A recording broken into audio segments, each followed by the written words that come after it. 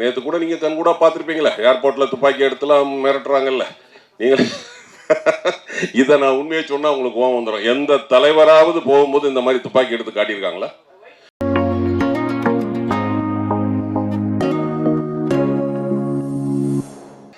Sir sir already வந்து ஒரு பேட்டியில் வந்து விஜய் அவர்களை பற்றி பேசியிருந்தீங்க.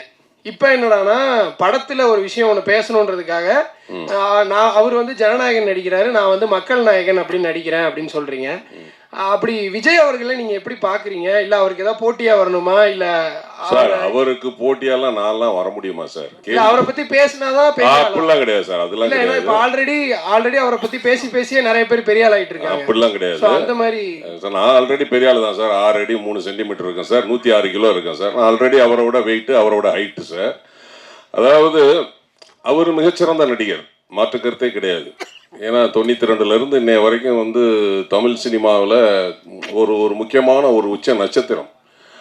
அப்படிலாம் கிடையாது. எனக்கு உள்ள வருத்தம், எங்களுக்குள்ள வருத்தம் என்னன்னா, அவரை வந்து அடையாளப்படுத்தியது எங்களுடைய புரட்சி கலைஞர் கேப்டன் செந்தூரபாண்டி படத்தில். அதாவது 100வது படம் கேப்டன் பிரபாகரன், அவருடைய 101 102வது படமோ செந்தூரபாண்டி.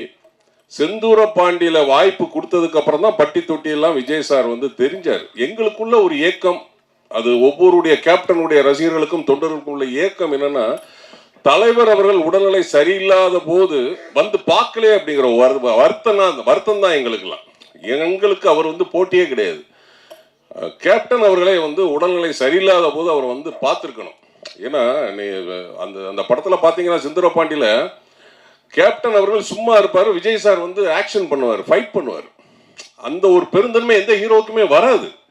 100 படத்துக்கு மேலே அவர் நடித்து 100வது படம் சூப்பர் ஹிட்டு கேப்டன் பிரபாகரன். அடுத்த படத்தில் வந்து சும்மா உட்காந்துட்டு ஃபைட் பண்ண வைக்கிறாருன்னா அது எவ்வளோ பெரிய விஷயம். இப்போ எங்களுக்கு வந்து விஜய் சார் அது ஒரு சின்ன வருத்தம் தான். இப்போ எங்கள் அந்நியார் கூட வந்து எங்கள் விஜய் சாரை பற்றிலாம் எதுவும் பேசாதீங்கன்னு எனக்கு வந்து கூப்பிட்டு நேரடியாகவே அட்வைஸ் பண்ணாங்க. எங்களுக்கு இருந்தாலும் மனசு கேட்கல, கேப்டன் அவர்களை வந்து பார்க்கலையே அப்படிங்கிற ஒரு ஏக்கம் தான் தவிர, மற்றபடி விஜய் சாரை வந்து நம்ம அண்டர் எஸ்டிமேட்டே பண்ண முடியாது. ஏன்னு கேட்டிங்கன்னா இன்றைக்கி ஒரு ரசிகர் கூட்டத்தையே வச்சுக்கிட்டு இருக்கிறார் அவர். அது நேற்று கூட நீங்கள் கண் கூட பார்த்துருப்பீங்களே, ஏர்போர்ட்டில் துப்பாக்கி எடுத்துலாம் மிரட்டுறாங்கல்ல. நீங்கள் இதை நான் உண்மையை சொன்னால் உங்களுக்கு கோவம் வந்துடும். எந்த தலைவராவது போகும்போது இந்த மாதிரி துப்பாக்கி எடுத்து காட்டியிருக்காங்களா? இல்லை கேப்டன் வந்து எத்தனையோ இடத்துக்கு போயிருக்கிறாரு, அவரெல்லாம் இப்படிதான் வந்து கத்திய துப்பாக்கிலாம் எடுத்து காட்டிட்டு இருந்தாங்க கூட போனவங்க. இல்லை வேற தலைவர்கள், அம்மையார் ஜெயலலிதா போகும்போதோ, டாக்டர் கலைஞர் அவர்கள் போகும்போதோ, இல்லை வேற தலைவர்கள் போகும்போதோ இந்த மாதிரி காட்டினாங்களா? நம்ம இப்போதானே நேரடியாக பார்க்குறோம். அதுதான் எங்களுக்கு வருத்தமாக இருக்குது. அந்த கலாச்சாரம் எங்களுக்கு வந்து கஷ்டமாக இருக்குது. ஏன்னா நாங்கள் வந்து எப்போதுமே கேப்டன் வழியில் வந்தவங்க, வெட்டு ஒன்று துண்டு ரெண்டு, உண்மையாக பேசுவோம், ஸ்ட்ராங்காக பேசுவோம். கேப்டன் அதுவும் ஏன் பயப்படுறீங்க, உண்மையை பேசுங்க அப்படின்னு தான் சொல்லுவார். நாங்கள் அதைத்தான் வந்து நாங்கள் வந்து சொல்கிறோமே தவிர எங்களுக்கும் அவருக்கும் போட்டியே கிடையாது. அவர் மிகப்பெரிய ஒரு நடிகருங்க. இந்த இடத்துக்கு அவர் வந்திருக்காருன்னா அதெல்லாம் சாதாரண விஷயம் கிடையாது. அவருடைய உழைப்பு, எத்தனை ஃபேன்ஸ் இன்னைக்கு வந்து தமிழ்நாடு, ஆந்திரா, கர்நாடகா, கேரளா 4 ஸ்டேட்டில் எவ்வளோ ஃபேன்ஸ் அவர் வச்சுட்டு இருக்கிறார். நான் போய் அவருக்கு போட்டியாக சொன்னோம்னா அதெல்லாம் வந்து ரொம்ப அபத்தமான விஷயம். ஏன்னா நானும் அவர் கூட ஒரு 7 படம் நடிச்சிருக்கிறேன். ஸோ வந்து அவரை வந்து நம்ம வந்து போட்டின்லாம் நாங்கள் ஏற்றுக்க முடியாது. அது வந்து கேள்வியே வந்து ரொம்ப இதாக இருக்குது. பட் எங்களுக்கு வருத்தம் தான், கேப்டனை வந்து அவர் சந்திக்க வரலையே அப்படிங்கிற ஒரு வருத்தமாக தவிர வேற எதுவுமே கிடையாது. சார் ரோபோ சார் பொதுவாக விக்ரம் சாரோட கேரக்டர் நேம் தான் டைட்டில் அம்பின்னு வச்சுருக்கீங்க. ஸோ எஸ்கே சார் வந்து ரெமோன்னு வச்சு அது பயங்கர பிளாக் பஸ்டர் ஆயிடுச்சு. ஸோ இந்த அம்பிக்கு எந்த அளவுக்கு நீங்கள் எஃபர்ட் போட்டிருக்கீங்க, எந்த அளவுக்கு பயங்கரமாக வந்திருக்கு? இல்லை, அம்பின்ற ஒரு பேரே வந்து ஒரு சாதுவான கேரக்டர் தான். அது எதை பார்த்தாலும் பயப்படும், ரொம்ப சாதுவான கேரக்டரு. ஸோ அந்த மாதிரி ஒரு சாதுவான கேரக்டர் பண்ணக்கூடிய விஷயங்கள் ஆப்போசிட்டில் எவ்வளோ ப்ளஸ்ஸாக மாறி அந்த ஹீரோக்கு அடாப்ட் ஆகுது அப்படிங்கிறது தான் கதை. ஸோ என்னால் முடிஞ்ச அளவுக்கு பண்ணியிருக்கேன். அதுக்கப்புறம் இயக்குனரும் மக்களும் சொல்லணும். அண்ணாச்சி, உங்களுக்கு நேற்று வந்து சிம்பு சார் ஒரு வார்த்தை சொன்னார், தமிழ் சினிமாவில் காமெடி நடிகர்கள் குறைவாயிட்டாங்க, அதனால் வந்து திருப்பி வந்து காமெடி நடிகர்லாம் புதுசாக வரணும்னு சொல்லியிருக்காங்க. அதை நீங்கள் எப்படி பார்க்குறீங்க? இன்னும் அவர் கூட நடிக்கலைங்கிறத அவர் சொல்லியிருப்பாரோ?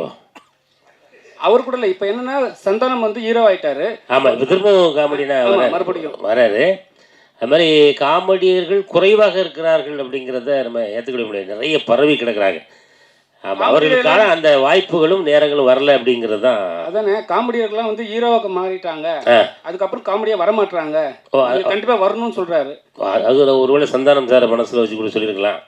ஏன்னா காமெடி குறைஞ்சி போச்சு அப்படின்ற மாதிரி. அது யாரை மனசில் வச்சு சொன்னார்ன்றது அவருக்கே வெளிச்சம் என்ன.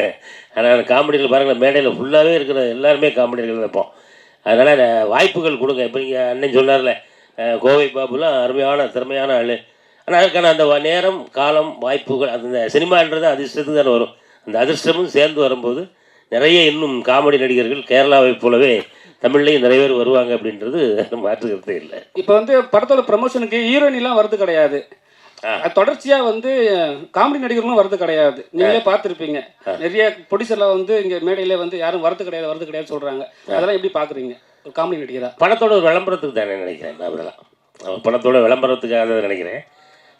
இப்போ நான் தான் இப்போ நம்ம அண்ணன் போகும்போது கூட சொல்லி அனுப்பினேனே, ராஜேந்திரன் போகும்போது கூட ஏதாவது ஒன்று போட்டு விடுங்கண்ணே, படத்தை பற்றி சம்மந்தம் இல்லாமல் ஏதாவது ஒன்று பேசுங்க அப்படின்னு சொல்லிவிட்டேன்.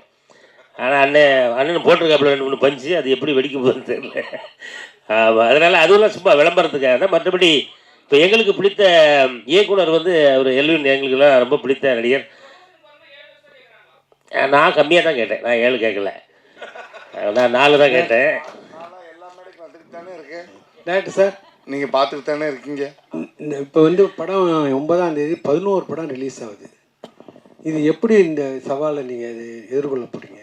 ஒரு நல்ல படம் 11 படத்துக்கு நடுப்புற வரும்போது எப்படி அது சமாளிக்கிறீங்க? தேட்டர் கிடைச்சிருக்கா? இல்லை, அது நீங்கள் சொல்கிறது சவால் தான். அதுக்கு மாற்று கருத்தே இல்லை. அது ஒன்றும் தவிர்க்கவே முடியாது. ஏன்னா எல்லாரும் சம்மர் தான் கான்சென்ட்ரேட் பண்ணுறாங்க. இப்போ லீவு நாளுன்னும் போது எல்லாரும் அந்த டைம் வர தான் செய்வாங்க. அது நம்ம ஒன்றும் பண்ணவே முடியாது. நிச்சயமாக நம்ம கண்டென்ட் நல்லா இருக்குது, மக்களை ரசிக்க வைக்கிறோம், சிரிக்க வைக்கிறோன்ற பட்சத்தில் கண்டிப்பாக தேட்டர் இன்க்ரீஸ் ஆகும். ஒரு வாரமாச்சு நீங்கள் ஃபுல் பண்ணி தான் பண்ணணும் வாங்க ப்ரொடியூசர்ஸ், அதுமாரி ஏதாச்சும்? இல்லை, அந்த மாதிரிலாம் இல்லை, அந்த மாதிரிலாம் எதுவுமே இல்லை. யா, ஓகே.